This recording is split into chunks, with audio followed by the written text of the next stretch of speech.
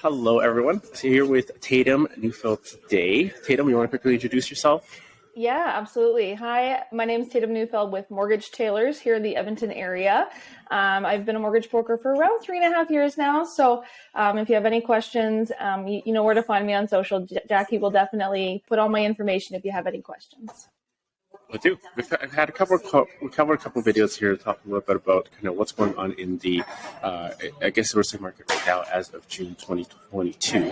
And obviously, the biggest question right now is going to be the rising interest rates. So, What does that mean to what's going on? Tell me.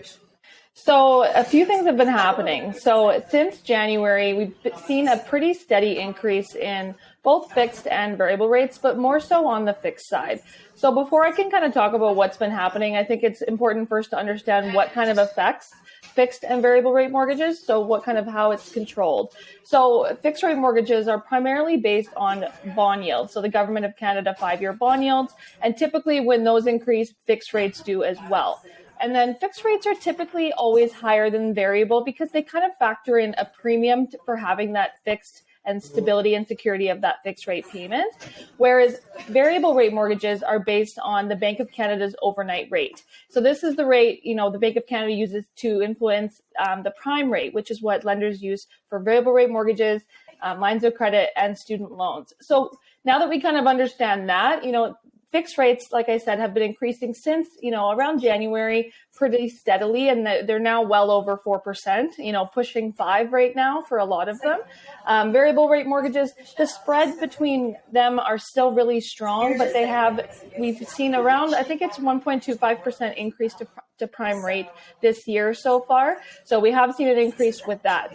So what that kind of means in terms of qualification, if you're looking to buy a house right now, that means that you have to qualify under the stress test. So the way that the stress test works in Canada is you have to qualify at the greater of your contract rate plus 2% or the mortgage qualifying rate of 5.25%. So with fixed rates being, well above 4% now, you're actually qualifying at higher than that 5.25%. So if you were to get, let's just say, a 5-year fixed insured mortgage around 4.29%, you'd actually be qualifying at 6.29%. Whereas if you went with a variable rate now, because they're still relatively low, you could probably get one for around 2.8% with prime, even with the recent change, you'd be qualifying. So that difference between that 6.24% and 5.25 is a huge reduction in purchasing power. So there's been a lot of kind of, there's a strong argument for variable rate right now, not only because the spread between fixed and variable, but also in terms of, trying to get a purchase price and qualify for a property that's actually, within your budget. Because you had mentioned before this call, around that $350,000 purchase price, that difference in these qualification numbers can be, $30,000 difference. And that's huge with today's house prices and in terms of like getting into a market, especially for first time buyers, Yeah. I mean, we've always told our buyers to get your pre-approvals done, right? Yes. Get a pre-approval done, lock that in. Does that make a big difference right now with the interest rates going up?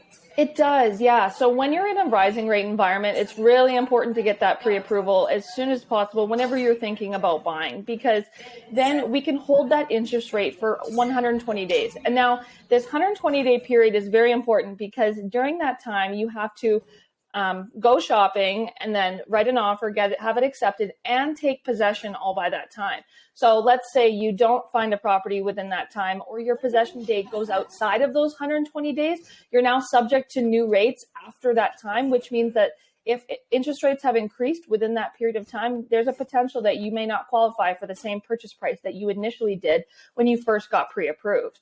So it's really important to keep that 120-day window in mind when you do get pre-approved so that you can start house shopping with your realtor right away and just get out in the market and look at some homes. What happens? Again, we get this question a lot. What happens if interest rates actually suddenly go down for some strange reason based on and you get pre-approved for a higher rate? What happens then? Well, the way that the stress test works, it depends if you were qualifying right now under a fixed or a variable. So I have had a lot of clients choosing the variable for the sole reason that they can qualify for a higher purchase price than the fixed rate now. Majority of Canadians do choose that fixed rate mortgage because of that stability and security of that fixed payment, but you are paying a premium for that. Whereas variable rate, you obviously, they both have risk. One's more of an upfront risk of knowing that your mortgage payment is going to change. But you also come with that variable is that flexibility. So like you mentioned, if rates go down, whether it's while you're pre-approved or if it's, once you actually have gotten your mortgage, you actually will get to take advantage of those rates when they fall. But if you're in a fixed mortgage, you're kind of, the verbiage is locked in. I mean, when you listen to that verbiage, that means that there's no real flexibility that comes with that type of mortgage. But to your question about if rates go down during your pre-approval period, it depends on if you were using that fixed or variable rate to qualify. Because like I said, if it was a fixed, then yes, you could potentially use that lower qualifying rate. But right now on the variable, I just don't see it going down right now, to be honest. We're only going up. It's just kind of if and when and how high is kind of the question. What is the big reason between why Bank of Canada keep increasing these rates? Do they look at the market as a whole, or do they strictly look at essentially what factors are they considering?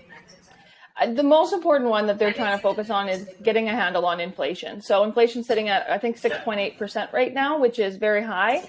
So they're trying to focus on that. But, there's been a few supply chain issues that have caused, this economic uncertainty in Canada. We've had the Ukraine situation been happening. So all of these kind of combining is kind of what they're leading to rising interest rates. But the most important one that they're focusing on is that inflation.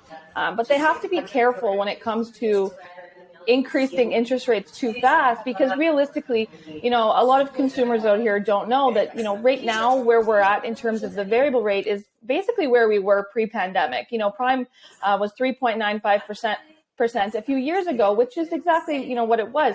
But we've been having such low interest rates for a long period of time that it was pretty unsustainable to have them low for this long. My personal opinion is that the Bank of Canada should have started raising them a long time ago, but at a more slow, gradual pace, not such high increases so fast, because then they risk of triggering a recession in Canada. So, I don't work for the Bank of Canada, so I have no idea what their plans are, but, it's a tricky market. So I think having a realtor and a mortgage broker is definitely here to provide you value and educate you on what's going on and, how to best navigate this very interesting market. Yeah, no, absolutely. Figure out where the opportunities are and really highlight how to capitalize on those opportunities properly, right? So, exactly. Yeah. No, this is a great conversation. I think this is exactly what we're looking for. And hopefully, if you have any questions, obviously reach out to Tatum or myself, and we're here happy to help out. And thank you very much, Tatum. It's been a great conversation. Always good to catch up with you. Yeah. All the best this year. Yeah. Okay. Take care. Bye-bye.